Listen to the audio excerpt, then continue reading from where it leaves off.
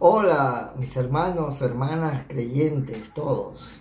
Reflexionemos un poco sobre el poder de la palabra de Dios y cómo es que obra en la vida de quienes la escuchan. La internalizan, la estudian, caminan en su palabra, viven diariamente esa palabra, ¿verdad? Pero también, ¿por qué no hablar de quienes la predican? Y te voy a leer Hebreos 4:12, que dice así: porque la palabra de Dios es viva y eficaz y más cortante que toda espada de dos filos y penetra hasta partir el alma y el espíritu, las coyunturas y los tuétanos, wow, hasta adentro, y discierne los pensamientos y las intenciones del corazón. En la Biblia, la palabra escrita es llamada la palabra viviente. La expresión se refiere principalmente a la palabra escrita de Dios, ¿no? Por eso dice, la palabra de Dios es viva, ¿no? Está vivo, presente. Y como la palabra escrita revela a Jesús, ¿verdad? Es como un marco que revela a Cristo, el viviente, a Cristo que está vivo. Dios está vivo, Dios está en nosotros, ¿no? Y este versículo que te acabo de leer, el versículo 12, podría señalar tanto la palabra escrita como la palabra viviente. Está escrita, pero está viviente, tiene vida, ¿verdad? Se recalca el carácter de viviente que es la palabra, ¿no? ¿Por qué? Porque ella te transforma, ella te cambia, ella te regenera, ella actúa en ti, ¿no? Y es eficaz. ¿Y qué significa eso? Que activa, que da energía. Tú buscas de Dios, buscas la palabra de Dios y enseguida ya te mueve, te energiza, dependiendo de qué es lo que estés buscando de Dios, ¿no? Así que la palabra de Dios es viva y transmite energía, y eso debemos tenerlo claro, ¿no? Y es más cortante que toda espada de doble filo. ¡Wow!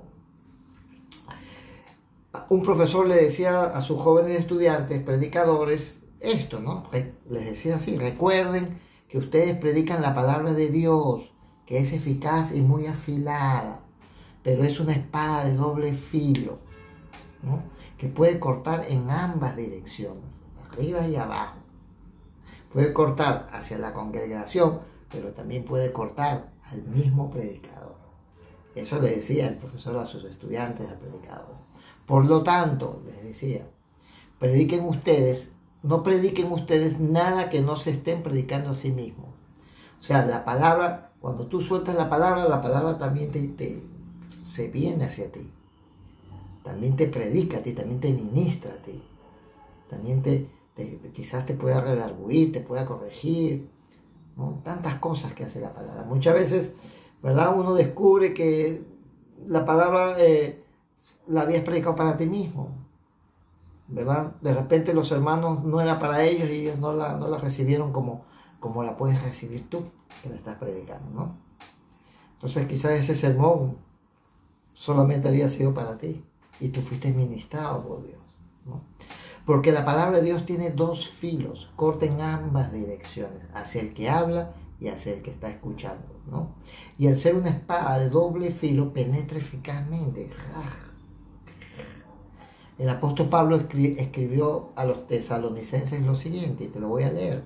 Primera de Tesalonicenses, capítulo 2, versículo 13, que dice así: por lo cual también nosotros damos gracias a Dios sin cesar.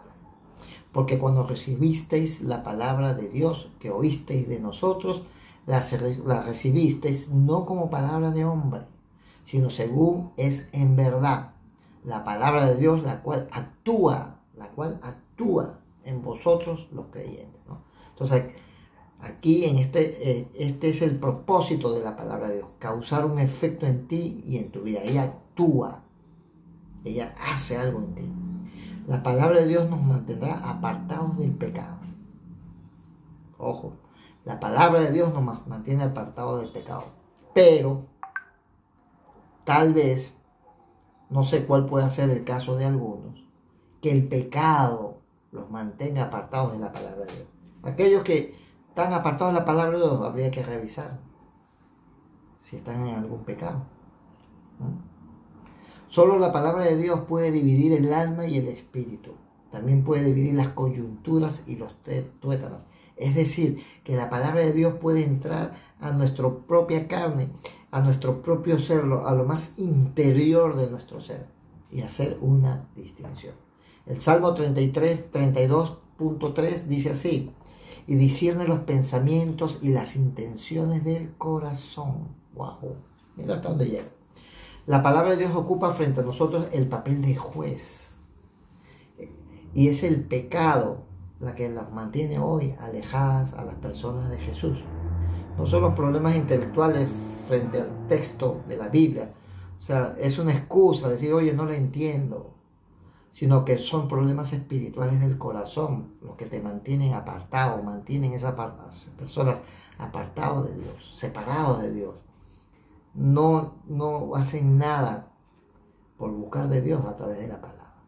La palabra de Dios penetra en las profundidades del ser humano y trata con el corazón, con el alma, con lo profundo de ti, como te dije, ¿no? Por eso que hoy pidámosle al Señor que hoy la palabra de Dios penetre profundamente en nuestros corazones, en tu vida, en mi vida, y nos regenere, nos renueve, nos transforme, nos cambie, que nos haga una nueva creación, para poder llegar a vivir a la altura y a la plenitud de nuestro Señor y Salvador Jesucristo. Que toda la gloria sea para el Padre, Hijo y Espíritu Santo. Y la gracia, misericordia y paz sea hoy en vuestras vidas. Que Dios te bendiga.